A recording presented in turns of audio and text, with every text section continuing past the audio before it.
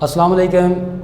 تمام تعریفیں اس رب کے لیے ہیں جس کی رحمتوں سے نو امیدی نہیں، جس کی نعمتوں سے دامن خالی نہیں، جس کی مغفرت سے مایوسی نہیں، جس کا فیضان کبھی رکتا نہیں۔ جاوید چوہان کے ساتھ standard group of institutions video lecture میں آپ کو خوش آمدید کہتے ہیں۔ عزیز طلبہ و طالبات، ایک دفعہ کا ذکر ہے، ایک بادشاہ کے پاس ایک غلام تھا۔ وہ غلام 24 گھنٹے خوش رہتا تھا۔ بادشاہ بہت پریشان تھا۔ وہ غلام کو دیکھ کر زیادہ پریشان تھا کہ اس کے پاس تو کچھ بھی نہیں ہے، لیکن اس کے باوجود یہ بہت خوش رہتا ہے۔ میرے پاس جوہ جلال ہے، میرے پاس حکمرانی ہے، میرے پاس دولت ہے، میرے پاس ہیرے و جواہرات ہیں، اس کے باوجود میں پریشان رہتا ہوں۔ اس نے ایک دن اپنے وزیر سے اس بات کا تذکرہ کیا کہ اس غلام کو میں پریشان دیکھنا چاہتا ہوں، میں جب اس کو دیکھتا ہوں یہ بہت خوش ہوتا ہے۔ تو وزیر نے کہا، بادشاہ سلامت، یہ تو اتنی کوئی بڑی بات نہیں ہے، دیکھنا یہ کیسے پریشان ہوتا ہے۔ ایک دن وزیر نے 99 سکے 99 سکے اس نے ایک تھیلی میں بند کیے اور اس کے اوپر پورا 100 لکھ دیا، اور بادشاہ کو ساتھ لے کر اس غلام کے گھر کی طرف چل دیے۔ غلام کے گھر پر جب پہنچے تو دروازے پر دستک دی اور تھیلی وہاں پہ رکھی، اور دونوں غائب ہو گئے، یعنی وزیر بادشاہ کو لے کر ایک جگہ پر چھپ گیا۔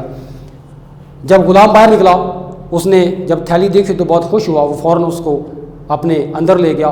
تھوڑی دیر کے بعد وہ پریشانی کے عالم میں جب باہر آیا تو ادھر ادھر وہ دیکھنے لگا۔ تو بادشاہ نے وزیر سے پوچھا کہ یہ کیا ماجرا ہے، یہ کیوں اس طرح اس کی پریشانی کا اثار کیوں ہے؟ تو وزیر نے بادشاہ کو جواب دیا کہ بادشاہ سلامت، اب یہ وہ ایک سکہ تلاش کر رہا ہے جو اس تھیلی کے اندر تھا ہی نہیں۔ وہ اتنی بات کر کے وہ شخص واپس اپنے گھر گیا اور اپنے پورے خاندان کو لے کر آیا، اور ادھر ادھر بے چینی کے عالم میں وہ دیکھنے لگے۔ وزیر اور بادشاہ واپس گھر چلے گئے۔ تو صبح جب غلام ٹائم پہ نہ پہنچا، جب لیٹ ہوا، تو بادشاہ نے پوچھا کہ آج تم لیٹ کیوں آئے ہو؟ اور غلام کے بال بھی بکھرے ہوئے ہیں، اس کی آنکھوں کے اوپر جو ہے وہ ایسے سوزش ہے جس طرح کہ رات کو وہ سویا نہیں ہے، اور جسم کے اوپر ایک تھکاوٹ ہے۔ تو آگے سے غلام نے جواب دیا کہ بس طبیعت خراب تھی جس کی وجہ سے میں نہیں آ سکا۔ سارا دن گزر گیا، وہ غلام بہت پریشان رہا۔ وہ ہمیشہ الٹ کام کرتا تھا، بادشاہ اس کو جو کام کرنے کا کہتا تھا وہ کوئی دوسرا کام کر دیتا تھا، پریشانی کے عالم میں رہا۔ شام کو جاتے ہوئے اس نے اس بات کا ذکر بادشاہ سے کیا کہ بادشاہ سلامت، اصل میں اس لیے پریشان تھا کہ کل مجھے ایک تھیلی مجھے سکوں کی ملی ہے، اب اس کو وہ پورا 100 لکھا ہوا ہے، لیکن جب میں نے گھر جا کر اس کو چیک کیا تو اس کے اندر 99 ہے۔ میں اس لیے پریشان ہوں کہ وہ ایک سکہ آیا ہے لیکن وہ گیا کس طرف ہے؟ تو اس وقت بادشاہ نے وزیر کو بلایا اور کہا کہ یہ سارا جو پلان تھا وہ ہم نے کیا ہے۔ تو وزیر نے کہا کہ جب تیرے پاس کچھ بھی نہیں تھا تو اس وقت تو بڑا خوش تھا، اور جب تیرے پاس 99 سکے، جب تیرے پاس 99 سکے آ گئے تو ساتھ ہی پریشان ہو گیا۔ تجھے چاہیے یہ تھا کہ ایک سکے کو چھوڑ کر تو اللہ تعالیٰ کا شکر ادا کرتا، تو 99 کو دیکھ کر اللہ کا شکر ادا کرتا، لیکن تو ناشکرا ہو گیا، تو نے 99 کو چھوڑا اور تو ایک سکے کی تلاش میں نکل پڑا، اس کو ڈھونڈتا رہا، جس کی وجہ سے تو پریشان ہو گیا۔ اب تو زندگی میں پریشان رہے گا اس لیے کہ تجھے ایک سکے کی تلاش ہے، تو نے شکر ادا نہیں کیا۔ عزیز طلباء و طالبات، جو ہمارے پاس ہے اللہ تعالیٰ نے جو ہمیں دیا ہے، ہمیں اس کے اوپر اللہ تعالیٰ کا شکر ادا کرنا چاہیے، نہ کہ ان چیزوں کے پیچھے بھاگنا چاہیے کہ جو ہمارے پاس نہیں ہے۔ اگر ہم ایسا کریں گے تو ہم ناشکرے ہو جائیں گے اور ہم اللہ تعالیٰ کے شکر گزار بندے نہیں بنیں گے، اور جو کچھ ہمارے پاس ہے وہ بھی چلا جائے گا۔ اگر ہم اللہ تعالیٰ کا شکر ادا کریں گے تو ہمیں اور دے گا۔ اب ہم چلتے ہیں اپنے لیکچر کی طرف۔ ہمارا جو ہم داستان پڑھ رہے تھے پرستان کی شہزادی، ہمارا جو پیراگراف جو آج ہم پڑھیں گے وہ ہے کہ اب بہن بادشاہ بیگم نے، جن کا نام زمرد پری تھا۔ ہم بات یہ کر رہے تھے کہ سیدانی بی کے متعلق، جب پرستان اب وہ میر صاحب اور اس کے بچوں کو یہ کہانی سنا رہی ہے کہ جب مجھے پرستان لے کر گئے تو میں نے پرستان کے اندر بڑا ایک عجیب عالم دیکھا، وہاں پر نہ کچھ کھانے کے لیے تھا نہ کچھ پینے کے لیے تھا، لیکن مجھے بادشاہ بیگم نے کہا کہ بیگم صاحبہ آپ کوئی بھی پتہ آپ توڑ کے اپنے منہ میں رکھیں، آپ جس کھانے کا خیال کرو گی آپ کو وہی ذائقہ اور آپ کو وہی مزہ ملے گا۔ پانی میں کیا بیان کروں کہ وہ یوں لگتا تھا جس طرح کہ اس قدر صاف اور شفاف تھا کہ میں نے آج تک کبھی ایسا پانی نہیں دیکھا۔ اور پان کے متعلق وہ بتاتی ہے کہ میں نے ایسا پان کبھی زندگی میں سونا بھی نہیں تھا جو میں نے کھایا تھا۔ آگے جس کام کے لیے پرستان کا بادشاہ سیدانی بی کو لے کے گیا تھا، اب اس کے متعلق وہ بیان کرتی ہے کہ بادشاہ بیگم جس کا نام زمرد پری تھا، توشہ خانے والیوں کو حکم دیا. توشہ خانے والیوں یعنی باورچی میں کام کرنے والی جو خواتین ہوتی ہیں ان کو کہا جاتا ہے توشہ خانے والیاں، کہ شہزادی کے کپڑے لاؤ. کشتیوں پہ کشتیاں، تھان پہ تھان آنے لگے. کپڑوں اور گوٹا کناری دھاگے کو کہا جاتا ہے. دیکھ کر میری تو عقل جاتی رہی. بڑی بڑی رانیوں شہزادیوں کے جوڑے دیکھے ہیں. نور بائی کی پشواز بھی دیکھی ہے. پشواز کہتے ہیں کہ وہ ایک قیمتی کپڑا ہوتا ہے جو سر سے لے کر پاؤں تک ہوتا ہے، اس کو کہا جاتا ہے پشواز، یعنی وہ قیمتی کپڑا کہ جو سر سے لے کر پاؤں تک ہوتا ہے، جس میں سیروں جواہرات ٹکے ہوئے تھے. سیروں کا مطلب ہوتا ہے بہت زیادہ، یعنی کلو کے حساب سے ان کے ساتھ جو جواہرات مطلب ہیرے جو تھے وہ لگے ہوئے تھے. لیکن ان کپڑوں سے کیا نسبت؟ کجا دنیا کے کپڑے، کجا یہ پنجابی لغت ہے یعنی کہاں، کجا دنیا کے کپڑے یعنی کہاں پہ دنیا کے کپڑے، اور کجا پرستان کے. آنکھ نہیں ٹھہرتی تھی، یعنی اتنے خوبصورت تھے کہ آنکھ بھی انہیں نہیں بہتی تھی. ریشم اور سونے کے تاروں سے بنی ہوئی آب رواں، موتیوں سے لیسی ہوئی گلشن، ایسی ہی کم خواب اور زربفت کا مطلب ہوتا ہے کہ سونے اور ہیروں سے بھری ہوئی. زربفت یعنی زر کہتے ہیں سونے کو، یعنی سونے کے ساتھ بھری ہوئی. کہ دید ناشنید فارسی زبان کا لفظ ہے. دید کا مطلب ہوتا ہے دیکھنا اور شنید کا مطلب ہوتا ہے سننا، یعنی وہ اس قدر ان کپڑوں کے اوپر سونا لگا ہوا تھا، ہیرے لگے ہوئے تھے کہ نہ پہلے کبھی اس طرح کے سنے تھے اور نہ ہی پہلے کبھی دیکھے تھے. گوٹا یعنی دھاگا. گوٹا وہ کہ دنیا دیکھے اور عش کرے. عش بھی فارسی زبان کا لفظ ہے. اس کا مطلب ہوتا ہے یعنی خوشی کا اظہار کرنا، خوش ہونا، واہ واہ کرنا. رنگ رنگ کے جواہرات کی لڑیاں تھیں. جب سامان آ گیا تو بادشاہ بیگم بولی، لو بھی سیدانی، اب تم اپنا ہنر دکھاؤ. تمہاری بہت تعریف سنی ہے، اب تو ہم تو جب جانے کہ پرستان میں تمہارا نام ہو جائے. میں دل میں تو بہت پریشان ہوئی کہ یا اللہ میں یہاں کیا کاریگری دکھاؤں گی. کاریگری یعنی ہنر. کون سی وضع ٹانکوں. وضع کا مطلب ہوتا ہے شکل و صورت کو کہا جاتا ہے وضع، یا قسم کو بھی کہا جاتا ہے. ٹانکوں کا مطلب ہوتا ہے سینہ، کہ میں کون سی قسم کی سلائی کروں، میں کس شکل و صورت کی سلائی کروں کہ ان کے لیے نہیں ہو. کن کے لیے؟ یعنی پرستان کی شہزادی کے لیے. مگر زبان سے کہا، حضور اللہ مالک ہے، وہی آبرو رکھنے والا ہے. آبرو کا مطلب ہوتا ہے عزت رکھنے والا. صبح ہونے دیجئے، جو کچھ مجھے آتا ہے حاضر ہوں. وہ ہنس کر بولی سیدانی بھی، پرستان میں نہ دن ہوتا ہے نہ رات، ایک ہی موسم اور ایک ہی وقت رہتا ہے. تم جب چاہو کام شروع کر دو. میں نے تعجب سے عرض کیا. تعجب یعنی میں نے حیران ہو کر میں نے پوچھا، تو کیا یہاں لوگ سوتے نہیں؟ کہنے لگے، یہاں سونے کا کیا کام، نیند پرستان میں نہیں آتی. ہمارا مشغلہ تو 8 پیر سیر سپاٹے ہے. 8 پیر کا مطلب ہوتا ہے 24 گھنٹے. سیر سپاٹے کا مطلب ہوتا ہے گھومنا، کہ ہم 24 گھنٹے گھومتے ہیں. یہاں پر نیند کا کوئی تصور نہیں ہے. پرستان سے جی کتایا تو دنیا والوں کے خوابوں میں چلے گئے. جی کتانا کہ جی پریشان ہونا، دل پریشان ہو جانا. بہن میں نے دیکھا کہ واقعی نیند کا نام بھی آنکھوں میں نہیں، نہ پیٹ میں گرانی. پیٹ میں گرانی کا مطلب ہوتا ہے کہ بھوک لگنا، بھوک یا پیاس محسوس ہونا، کہ بھوک اور پیاس بھی محسوس نہیں ہو رہی. نہ سر بھاری اور نہ سر کو درد ہے، نہ انگڑائیاں نہ جمائیاں، یعنی نیند آنے کا غلبہ. انگڑائی اور جمائی نیند آنے کے غلبے کو یا نیند کی کیفیت کو کہا جاتا ہے. سوچا کہ دیر کیوں لگائی جائے. قطر بیونت کا سامان تو موجود ہی تھا. قطر بیونت، قطر قطرنا، بیونت یعنی کہ ان کو سینا.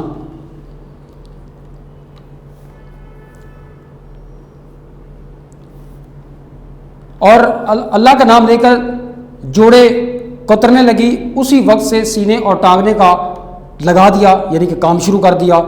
ادھر میں ایک طرف بیٹھی اپنے کام میں مصروف تھی، ادھر ناچنے گانے والی پریوں کے تخت اتر رہے تھے. ایک سے ایک ترا دار یعنی خوبصورت، ایک سے ایک شوق، اپنے فن میں استاد. نہ کانوں نے کبھی ایسا گانا سنا، نہ آنکھوں نے ایسے ناچ دیکھے۔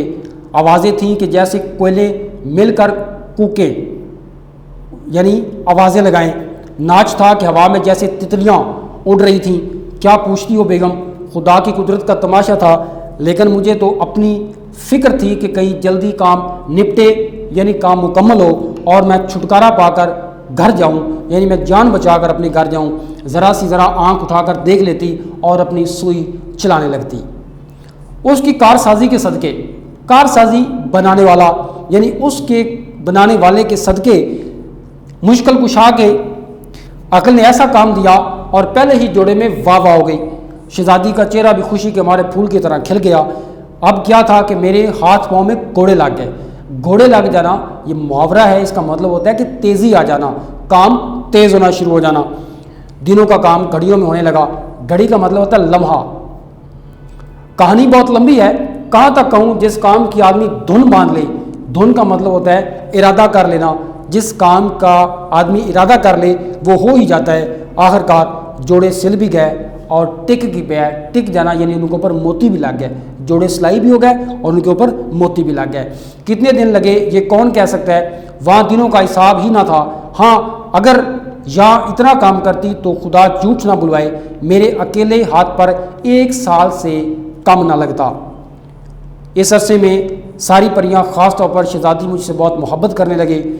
خالہ سیدانی کہتے کہتے اس کا منہ سوکھتا تھا۔ گھنٹوں میرے پاس بیٹھی رہتی، مجھ کو سوئی چلاتے دیکھا کرتی۔ تم جانو پاس رہنے کا بڑا اثر ہوتا ہے۔ مجھے بھی اس کی بولی بالی کا مطلب ہوتا ہے شریف، یعنی بالکل نرم مزاج، جو شکل پر بڑا پیار آتا تھا، مگر دل کو کیا کرتی یہ نگوڑا نکما، کسی کام کا جو نہ اس کو کہتے ہیں نگوڑا۔ یہاں پڑا ہوا تھا، گھر کی یاد چین نہیں لینے دیتی تھی۔ ہائے اپنا کھنڈلا پرستان بھی میں نہیں بھولی۔ کھنڈلا کا مطلب ہوتا ہے گھر، مطلب اس کا کہنا کہ یہ ہے کہ میں اپنا جو ٹوٹا پھوٹا سا گھر تھا میں وہ پرستان کے اندر بھی جا کر نہیں بھولی۔ وہ مجھے جتنی میرے سے مرضی محبت کر رہے تھے لیکن پھر بھی مجھے اپنا ہی ٹوٹا ہوا گھر یاد آ رہا تھا۔ آخر کار جب سارا کام ان کی مرضی کے مطابق ہو گیا تو میں نے کہا حضور خدا نے مجھے سرخرو کیا ہے۔ سرخرو کا مطلب ہوتا ہے کامیاب کرنا۔ مولا نے میری آبرو رکھ لیا ہے۔ آبرو کا مطلب ہوتا ہے عزت رکھ لینا۔ سرکار کی شہزادی کی شادی اور شہزادی کو یہ جوڑے پہننے مبارک ہوں۔ اب لونڈی کو رخصت کیجئے۔ لونڈی یعنی غلامہ کو۔ بادشاہ بیگم بولی سیدانی بھی ہمارا جی چاہتا ہے کہ شہزادی کی شادی دیکھ کر جاؤ۔ سچ کہوں میرا جی بھربھرایا کا مطلب ہوتا ہے کہ میں بالکل ایسے میرے دل میں رحم پیدا ہوا کہ بالکل میں رونے کے قریب آ گئی، مگر سوچا کہ سیدانی دیوانی ہوئی ہے، تو خاکی یہ آتشی یعنی تو مٹی کی بنی ہوئی ہے اور وہ آتشی ہیں، وہ آگ کے بنے ہوئے ہیں، زیادہ میل اچھا نہیں ہے، یعنی زیادہ تعلق جو ہے وہ اچھا نہیں ہے۔ ذرا سی دیر میں بگڑ بیٹھے تو جلا کر خاک کر دیں۔ باڑ میں جائے پرستان، یعنی باڑ میں جانا کا مطلب ہوتا ہے کہ دفع ہو ان کا پرستان اور پرستان کی شادی۔ چل اپنے گھر چل، اور ہاتھ جوڑ عرض کیا کہ شہزادی کی شادی آپ کو جم نصیب ہو، مجھے تو جانے دیجئے۔ یہ سن کر شہزادی کی آنکھوں میں آنسو بھر آئے۔ وہ بولی سیدانی بھی تم کیوں جاتی ہو؟ ہمارا دل کڑتا ہے یعنی ہمارا دل پریشان ہوتا ہے۔ نہ جاؤ، یہی رہو۔ میرے کلیجے پر چوٹ سی لگی۔ کلیجے پر چوٹ لگنا کہ مجھے بہت دکھ ہونا، مجھے بہت تکلیف پہنچی۔ بڑی مشکل سے اپنے آپ کو سنبھال کر بولی سیدانی تم پر واری، کہ سیدانی تم پر قربان ہوئی۔ بیوی تم اپنا جی بھاری نہ کرو، یعنی اپنا تم دل پریشان نہ کرو۔ تم بلاؤ گی تو 100 دفعہ ہوں گی۔ ایکا اچانک فوراً دنیا نہیں چھوڑ سکتی۔ مٹی میں خوشبو، یہ اصل میں لفظ ہونا چاہیے تھا خوش رہتی ہے، مٹی میں خوش رہتی ہے۔ یہاں پر رائٹنگ کا ایشو ہے، اس کو آپ ٹھیک کر لینا۔ مٹی میں خوش رہتی ہے۔ شہزادی تو کچھ خفا کا مطلب ہوتا ہے ناراضگی کا اظہار کرنا۔ کچھ خفا اور کچھ رونگتی سی ہو کر اٹھ گئی۔ رونگتی یعنی روتی ہوئی، اس کی اپنی شکل جو تھی وہ رونے جیسی کر لی اور چلی گئی۔ بادشاہ بیگم بولی اچھا بھی سیدانی تمہاری مرضی، جاؤ خدا حافظ۔ اور اس کلموئے بکر گدے کو، کلموہ یعنی بکر گدا، بکر گدا کا مطلب کہ وہ جو کلموہ تھا یعنی جو جن لے کر آیا تھا سیدانی بی کو، اس کا جو منہ تھا وہ بکرے کی مانند تھا اور اس کا جو دھڑ تھا وہ گدے کی مانند تھا، اس لیے اس کو کہتے ہیں بکر گدا۔ حکم دیا کہ سیدانی بی کو ان کے گھر پہنچا دے، خبردار جو راستے میں کسی قسم کی شرارت کی۔ اور دیکھو جو انعام و اکرام سیدانی بی کو بادشاہ نے دیا ہے وہ سب پالکی میں رکھ لینا، پالکی میں یعنی ڈولی میں، دل میں خوش اور ظاہر میں بسورتی ہوئی، بسورتی کا مطلب ہے روتی ہوئی، سب سے رخصت ہوئی، وہی پری ذات مجھے پالکی سے اتار کر جو لائی تھی ساتھ لے کر چلی۔ پھاٹک کے باہر پالکی موجود تھی، مردوں کی سی وضع یعنی شکل و صورت کا آدمی کھڑا تھا۔ میں پالکی میں بیٹھی اور دم کے دم میں پالکی ہوا سے باتیں کرنے لگی۔ ہوا سے باتیں کرنا یعنی تیز چلنا، تیز اڑنا۔ پالکی میں بیٹھ کر میں نے ادھر ادھر دیکھا کہ جو پرستان کے بادشاہ نے انعام و کرام دیا ہے وہ کہاں ہے۔ انعام و کرام یہ گرامر کی روح سے اس کو کہتے ہیں حروف عطف۔ حروف عطف یعنی وہ لفظ ہوتا ہے، وہ حرف ہوتا ہے کہ جو دو لفظوں کو آپس میں ملا دے، اس کو کہا جاتا ہے حروف عطف۔ تو واو اور جو ہے یہ حروف عطف ہوتے ہیں۔ بادشاہ نے انعام و کرام دیا، کہاں ہے؟ اندھیرے میں کیا نظر آتا؟ ہاتھوں سے ٹٹولنا شروع کر دیا۔ ٹٹولنا کا مطلب ہوتا ہے تلاش کرنا۔ ایک کونے میں بہت سے کنکر پتھر معلوم ہوئے، جل گئی یعنی غصہ آ گیا کہ موئے جنات تھے نا، موئے یعنی مرے، موئے پنجابی زبان کی لغت ہے اور اس کا مطلب ہوتا ہے مرے، کسی کو جب برا بھلا کہا جاتا ہے۔ یہاں بھی دگا دیا یعنی یہاں پر بھی دھوکہ دیا۔ یہ ان کے گھر کا انعام و اکرام ہے، خیر جان بچی، لاکھوں پائے، خیریت سے گھر پہنچ جاؤں تو جانوں بڑا انعام پایا۔ اور چپکے چپکے ایک ایک یعنی آہستہ آہستہ ایک ایک کر کے وہ کنکر اور پتھر پردے کی جھری میں سے باہر پھینکنا شروع کر دیے۔ قاعدہ ہے کہ خوشی میں راستہ جلدی کٹ جاتا ہے۔ آنکھ بند کرتے میں گھر آ گیا، ڈیوڑی میں پالکی رکھی گئی، دہلیز کو کہتے ہیں، ڈیوڑی دہلیز کو کہا جاتا ہے۔ چراغ جل رہا تھا، پردہ جو الٹا اور چراغ کی جوت یعنی چراغ کا سایہ، چراغ کی روشنی جو پڑی تو کیا دیکھتی ہوں کہ جنہیں میں کنکر پتھر سمجھ رہی تھی وہ تو جواہرات ہیں۔ بڑے بڑے تو میں نے سب پھینک دیے تھے، دو چار ننے سے باقی تھے۔ سر پیٹ لیا یعنی میں نے رونا شروع کر دیا کہ اتنی دولت کھوئی، نگوڑی پھینکنے کی کیا ضرورت تھی، ایسے ہی تھا تو گھر آ کر پھینک دیتی۔ لیکن بہن تقدیر کی کھوٹ کہاں جاتی ہے؟ تقدیر کہتے ہیں قسمت کو، کھوٹ لکھا ہوا یعنی تقدیر کا لکھا ہوا کہاں جاتا ہے؟ نصیب میں تو پتھر بھی نہ تھے، ہیرے لال زمرد کیوں ملتے؟ زمرد یہ سبز رنگ کا ہیرا ہوتا ہے جس کو زمرد کہتے ہیں۔ ایک ایک پیر من کا ہو گیا، من کا یعنی بہت بہت بھاری ہو گیا، صرف 4 نگینے رہ گئے، وہی لے کر بڑی مشکل سے اتری۔ گھر میں جو پہنچی تو بونڈ پلاؤ جیسا چھوڑ گئی تھی، ویسے ہی دم پر تھا۔ بڑی بھی پکانے والی مغرب کی نماز پڑھ کر دعا مانگ رہی تھی، دعا مانگ چکی تو انہوں نے پوچھا کہ بیگم کیا راستے میں الٹے پاؤں ہی تم آ گئی؟